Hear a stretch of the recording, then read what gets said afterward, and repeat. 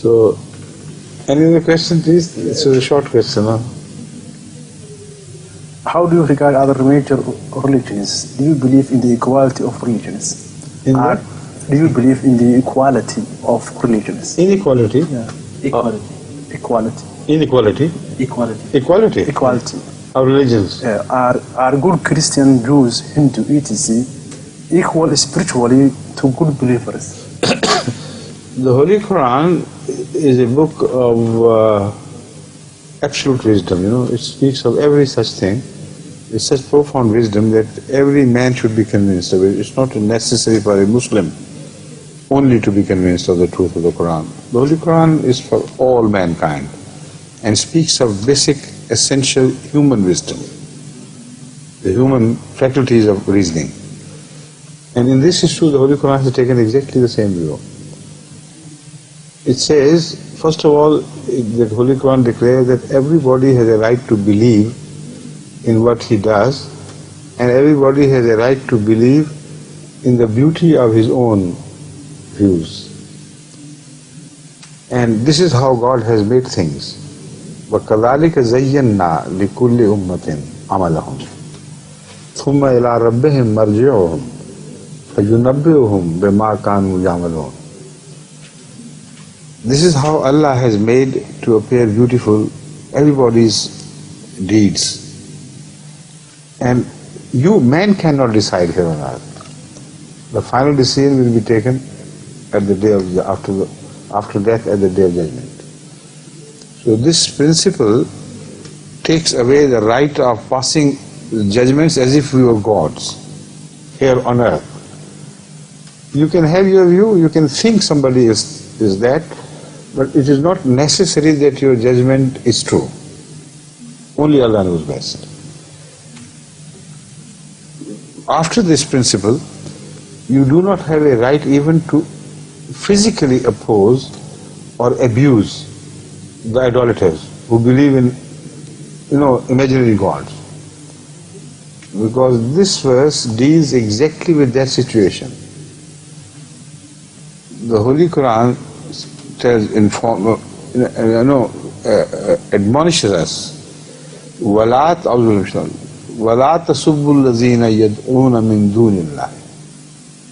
Well, they don't exist, but don't tasubbu. وَلَا تَسُبُّوا الَّذِينَ يَدْعُونَ مِن دُونِ اللَّهِ فَيَسُبُّوا اللَّهَ عَدْوًا بِغَيْرِ عِلْمٍ. If you take the lead in abusing even the imaginary gods of others who don't exist, we don't permit you to do that. Because then if in retaliation they also hit back at God who is real, then you are at fault. You see? It doesn't permit to hit back at them afterwards. You initiate it and you face the music then. And then it says, كَذَلِكَ زَيَّنَّا لِكُلِّ أُمَّةٍ عَمَلَهُمْ. This is how we have made to look beautiful everybody's religion and his deeds. So how can you decide? It's only God, and when you die and appear before Him, then He will tell you who was right, who was wrong. Even the imaginary gods are not to be abused by true believers. This is equality. You inquired about the equality of religion in Islam.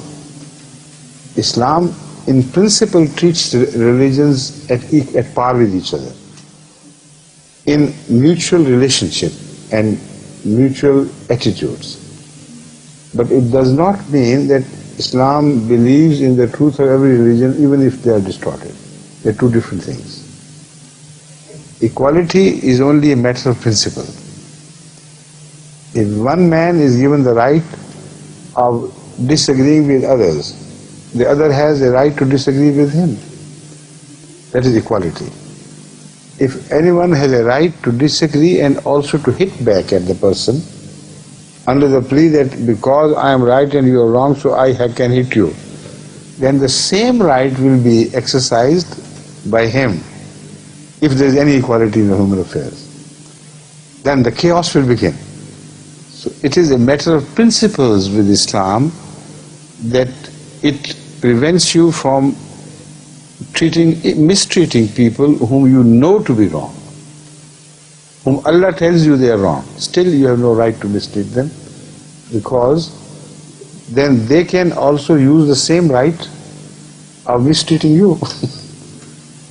So this is equality. And this equality in fact begins with the status of the prophets. And the declaration, the pronouncement of Hazrat Muhammad Rasulullah sallallahu alayhi wa sallam and those who believed in him is mentioned in the Holy Quran in the words آمن الرسول بما أنزل إليه من ربه والمؤمنون كل آمن بالله وملائكته وكتبه ورسله لا نفرق بين أحد من رسله. This لا نفرق بين أحد من رسله is that principle of equality which you inquired about. Prophets have differences of status, of course. تِلْكَ رُسُلُ فَضَّلْنَا بَعْضَهُمْ عَلَى بَعْضٍ. So that declaration is not a contradiction of this universal principle, لَا نُفَرِّقُ بَيْنَ أَحَدٍ مِنْ رُسُلِهِ, because it means something else and that means something else. The declaration فَضَّلْنَا بَعْضَهُمْ عَلَى بَعْضٍ means that God has raised the status of some prophets in relation to his closeness to him. And Allah knows best. What can we do about it anyway? If God treats a prophet as closer to him and raises his status, why should we fight about it anyway?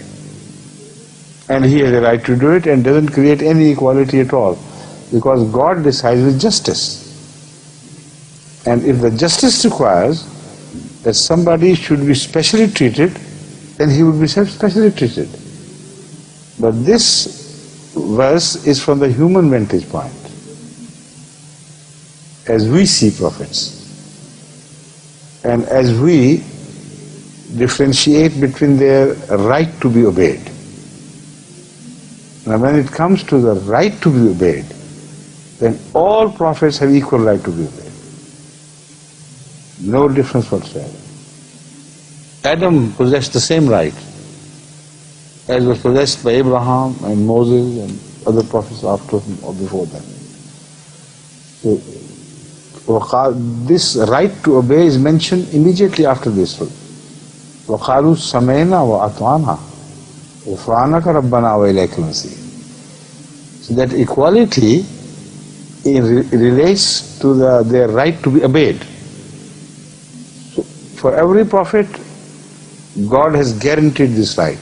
He shall be obeyed. And that is why Satan, was turned out of whatever status he had held before, and the whole story of the fall of Adam began. This is equality. Wherever the right of a prophet to be obeyed comes into play, there is no difference whatsoever between one prophet and the other. Wherever there are differences in honor and station with God, their nearness to God is concerned. Allah tells us himself, some we raise over others in status, and because Allah knows who is there, who is closer. So that doesn't interfere with the principle of equality at all. Is that what you wanted to find out, or some more? Enough for the time being. Okay. That's right. And what else did I say after this? I said this lays the foundation for equality of every religion in the world. From one point of view, as far as the Atha is concerned, they are equal, and they were equal right from the beginning, from the time of Adam. This was the issue, of contention, that Adam is a small thing according to Satan. Why should I obey him? I said, obey you must, because I have appointed. So Adam has a right of obedience as much as any other future prophet which came after him. That is it, you see. So status is not involved in obedience. That is a different issue.